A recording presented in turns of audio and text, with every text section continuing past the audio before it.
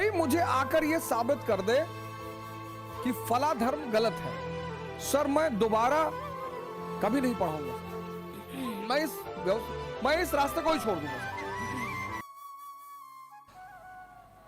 धर्म का जो मुख्य उद्देश्य है वो इतना महान है, इतना महान। जब मुझसे कोई आदमी पूछता है कि इस दुनिया में सबसे जरूरी चीज क्या है समझने के लिए, मैं उससे कहता हूं धर्म। जिसको धर्म समझ में आ गया, कोई भी हिंदू, इस्लाम, क्रिश्चियनिटी, जुडाइज्म, बुद्धिज्म, जैनिज्म, कोई भी,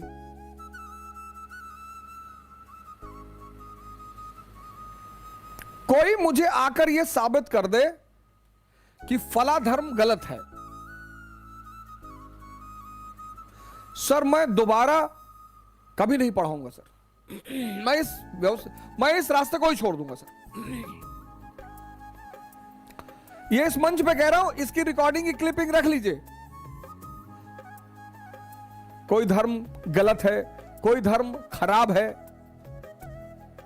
ही नहीं सर। धर्म का एक बड़ा महान उद्देश्य है जो इस धरती पर 90% लोग नहीं समझ पाते। उसकी वजह क्या है? उसकी सबसे प्रमुख वजह है कि इतनी बड़ी चीज को जो लोग पढ़ाते हैं, बहुसंख्यक पुरोहित किसी भी धर्म के हों,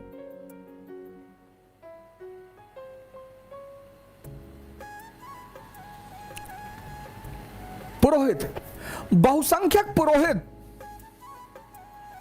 धर्म का उनके लिए स्वर्ग का मतलब है कोई अलग दुनिया। उनके लिए जन्नत का मतलब है कोई अलग दुनिया। हिंदू जो प्रीस्ट है वो कहता है स्वर्ग मिलेगा, बैकुंठ। तो ये हिंदू प्रीस्ट के लिए स्वर्ग एक अलग स्पेस है कोई। मौलाना कहता है जन्नत, सब नहीं जाएंगे। अच्छा, कौन जाएगा? जी मुसलमान जाएंगे जो इस्लाम धर्म कबूल किए हैं। अच्छा, मतलब क्या हम जाएंगे? अच्छा, हम लोग नहीं जाएंगे। ईसाई पादरी कहता है कि आप हेवन।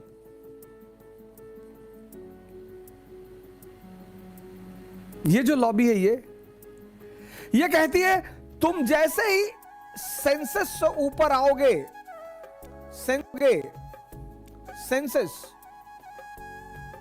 सेंसस पे जो जी रहा है वो नर्क में जी रहा है। डिग्री कम और ज्यादा हो सकती है, डिग्री कम और ज्यादा हो सकती है। और जिसने सेंसस को छोड़ा और चैतन्य पर आ गया, कॉन्शियस, वो इस विराट ब्रह्म से जुड़ गया।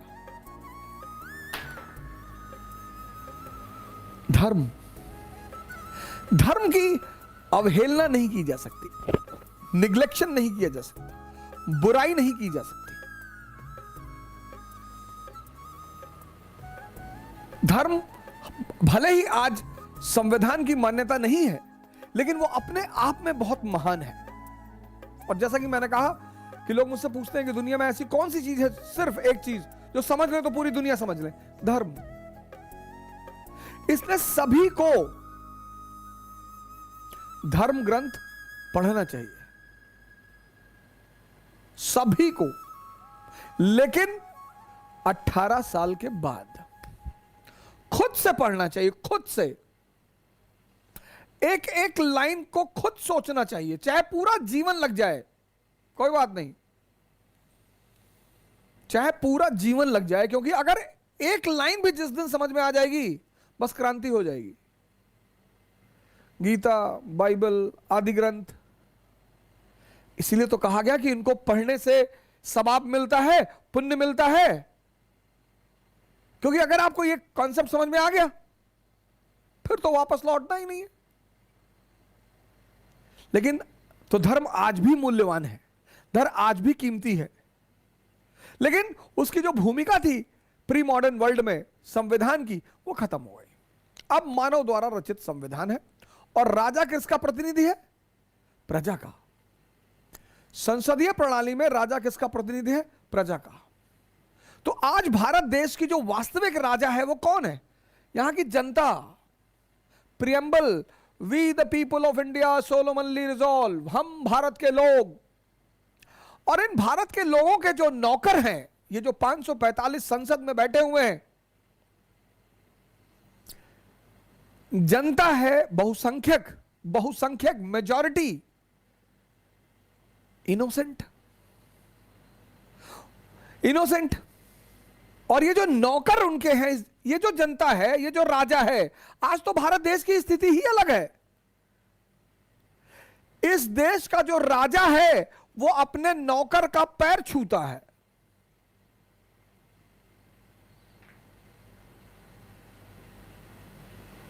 भारत में परंपरा है चरण स्पर्श की। किसका? जिसने आपके जीवन में क्रांति की हो उसका। यहां तो लोग आईएएस वाईएएस से मिलने आते तुरंत पैर वैर छूने लगते हैं। क्यों पैर छू रहे हो तुम? आप प्रणाम करिए।